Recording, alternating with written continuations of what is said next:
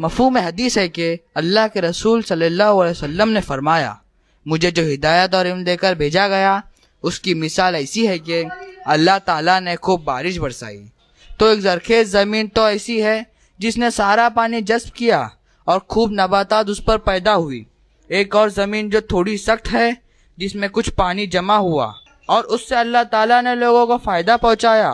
और एक ज़मीन जो बंजर है वो ना पानी रुका सकी ना कुछ पैदा कर सकी। पहले ज़मीन की मिसाल उस शख्स की है जिसने मुझे जो इल्म के साथ भेजा गया उससे खूब फ़ायदा उठाया, खुद भी सीखा और दूसरों को भी सिखाया। और आखिरी ज़मीन की मिसाल उस शख्स की है जिसने अल्लाह की हिदायत की परवाह ना की।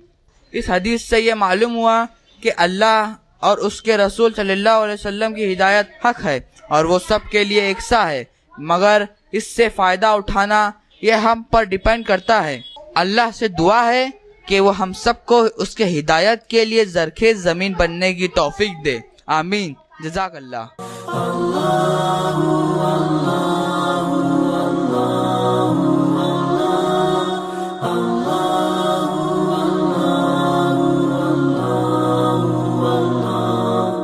Allah